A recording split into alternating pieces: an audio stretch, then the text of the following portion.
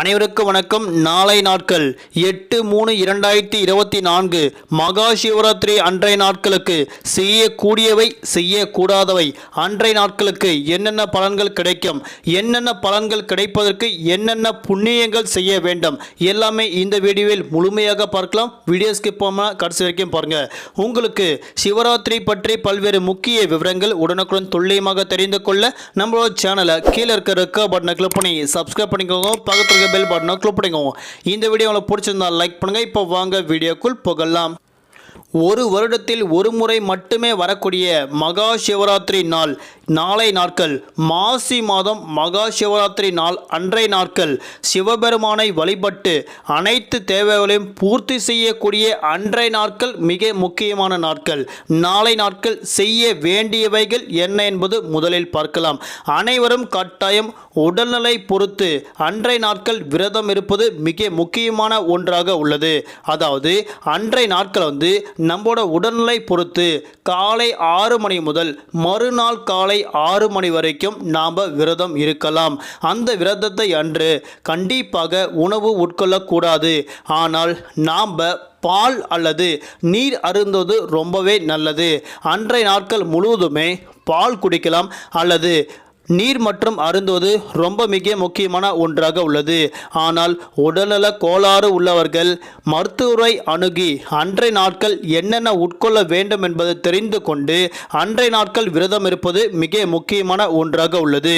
மாசி மாதம் தேய்பிறை சதுர்த்தி தேதியில் கடைபிடிக்க வேண்டிய மகா சிவராத்திரி தினத்தன்று அதிகாலையிலே குளித்து விரதத்தை தொடங்க வேண்டும். அன்றைய நாட்கள் மிக முக்கியமான ஒன்றாக உள்ளது. அன்றைய நாட்கள் காலை 6 மணிக்கு கண்டிப்பாக குளித்துவிட்டு விரதம் இருப்பது மிக முக்கியமான ஒன்று. மூன்றாவது, சிவபுராணம் அன்றைய நாட்கள் கண்டிப்பாக படிக்க வேண்டும். தேவாரம், திருவாசகம், சிவபெருமானுடைய மந்திரங்கள் சொல்லிக்கொண்டே இருப்பது ரொம்ப நல்லது. அன்றைய நாட்கள் 4வது விஷயங்கள், சிவாய நமகோம் சிவாய நமகோம் என ஒரு முறை சொன்னால் போதும், பல 100 முறை சொன்னதற்கு பலன் கிடைக்கும் என்று கூறுவார்கள். ஆகையால் அன்றைய நாட்கள் சிவாய நமவோம் சிவாய நமவோம் என்று கூறிக்கொண்டே இருப்பது ரொம்பவே நல்லது. அது மட்டுமல்லாமல் தேன், பால், தயிர், நெய் ஆகியவற்றால் அபிஷேகம் செய்வது எண்ணற்ற பலன்களை கிடைக்கும் என்று கூறுவார்கள். ஆகையால் அன்றைய நாட்கள் நாம் நெய், பால் அபிஷேகம் செய்வது ரொம்பவே நல்லது. அப்படி நம்மளால் செய்ய முடியாத பட்சத்தில் நாம் தேன், பால், தயிர், நெய் ஆகியவற்றை எல்லாமே கோவிலுக்கு கொடுத்து அங்கே சிவபெருமானை வழிபடுவது ரொம்ப முக்கியமான ஒன்றாக உள்ளது.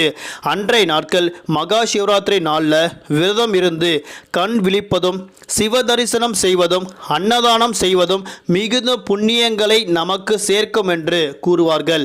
கண்டிப்பாக அன்றைய நாட்கள் கண் விழித்திருப்பது மிக முக்கியமான ஒன்றாக உள்ளது. அன்றைய நாட்கள் எத்தனை மணி நேரம் கண் விழித்து இருக்க வேண்டும்? அன்றைய நாட்கள் முழுவதுமே கண் விழித்திருப்பது ரொம்ப நல்லது. ஆனால் ஒரு சில நபர்கள் அன்றைய நாட்கள் கண் விழித்து இருக்க முடியாத சூழ்நிலைகள் ஏற்படும். ஆகையால் அன்றைய நாட்கள் இரவு 9 மணி முதல் விடியற் காலை 2 மணி வரைக்கும் கண்டிப்பாக கண் விழித்திருப்பது மிக முக்கியமான ஒன்றாக உள்ளது. அன்றைய நாட்கள் அன்றைய நேரங்களில் மிக சக்தி வாய்ந்த நேரங்கள் அப்படின்னு கூறுவாங்க. அதனால் அன்றைய நேரங்கள் கண்டிப்பாக கண் விழித்திருப்பது மிக முக்கியமான ஒன்றாக உள்ளது. மொத்தம் 3 மண்டலங்கள் உள்ளது. அந்த 3 மண்டலங்களில் இரவு 9 மணி முதல் விடியற்காலை 2 மணிக்கு அன்றைய நேரங்களில் தான் சிவபெருமானை பார்வதி அம்மாள் வழிபடுவாங்க. அந்த நேரங்களில் கண் விழித்திருப்பது நமக்கு மிகப்பெரிய புண்ணியங்களை சேர்க்கும் அப்படின்னு கூறுவாங்க. அன்றைய நாட்கள் கண்டிப்பாக நாம் என்னென்ன நினைத்திருக்கோமோ அந்த எண்ணங்கள் எல்லாமே கண்டிப்பாக நடக்கக்கூடிய நேரங்கள் அன்றைய நேரங்கள் மட்டுமே தான். ஆகையால் அந்த நேரங்களில் கண்டிப்பாக அனைவரும் தூங்கக்கூடாது. உடலாலும் மனதாலும் சிவ சிந்தனையுடன் இருந்தால் மட்டுமே சிவராத்திரி தின விரதம் முழு பலனையும் தரும். சிவபெருமானின் முழுமையான அருளை நாம் பெற முடியும் என்று அன்றைய நாட்கள் கண்டிப்பாக மிக முக்கியமான நாட்களாக உள்ளது. அன்றைய நாட்கள் அனைவரும் இரவு வீட்டில் தூங்கிவிடக்கூடாது என்பதற்காக ஒரு சில நபர்கள் கோவிலுக்கு செல்வார்கள். ஆகையால் கோவிலுக்கு செல்வதும் மிக முக்கியமான ஒன்றாக உள்ளது. அன்றைய நாட்கள் எத்தனை மணிக்கு விரதத்தை முடித்து கொண்டு தூங்க வேண்டும் அப்படின்னு நிறைய பேர் கேட்பாங்க. அன்றைய நாட்கள் காலை 6 மணி முதல் மறுநாள் காலை 6 மணி வரைக்கும் விரதத்தை இருக்க வேண்டும். அந்த விரதம் மறுநாள் காலை 6 மணிக்கு முடிந்துவிடும். அன்றைய நாட்கள் காலையிலே தூங்கிவிடக் கூடாது. அன்றைய நாட்கள் மாலைக்கு பிறகுதான், அதாவது அன்றைய நாட்களும் கண் விழித்து இருக்க வேண்டும். அன்றைய நாட்கள் மாலை 6 மணிக்கு பிறகுதான் நீங்க உறங்க வேண்டுமென அறிவிக்கப்பட்டாங்க. அதாவது இது எல்லாமே கண்டிப்பாக மக்கள் அனைவரும் பலனை கிடைப்பதற்காக அவர்கள் செய்யக்கூடியவை இவை அனைத்து மட்டுமே. அன்றைய நாட்கள் செய்யக்கூடாதவை என்ன என்பது தற்போது பார்க்கலாம். இந்த தினங்களில் மாமிசம் துரித உணவுகளை கண்டிப்பாக உண்ணக்கூடாது. அதாவது மாமிசங்கள் அன்றைய நாட்கள் சாப்பிடக்கூடாது. மது அருந்துதல் செய்யவே கூடாது. விருந்தினருக்கு கண்டிப்பாக இறைச்சிகளை கொடுக்கக்கூடாது. விழித்திருக்க வேண்டும் என்பதற்காக சீட்டுக்கட்டு ஆடக்கூடாது. செல்போனில் விளையாடுவது, கேளிக்கையில் ஈடுபடுவது ஆகவே இவையெல்லாம் அனைத்தும் தவிர்க்க வேண்டும் என கூறுவார்கள். இரண்டாவது, இந்த புனிதமான தினத்தில் பொய் பேசுதல், புறம் பேசுதல், பிறரை திட்டுவது, அடிப்பது, சுப போகங்கள் மற்றும் தீய எண்ணங்கள் மற்றும் சிந்தனைகள் அனுபவிப்பது போன்றவற்றை அறவே தவிர்க்க வேண்டும் என்று கூறுவார்கள். மூன்றாவது, நமக்கு பாவம் வந்து சேரும். இந்த இரவில் கண் விழித்து இருக்க வேண்டும் என்பதற்காக பகலில் உறங்கக்கூடாது.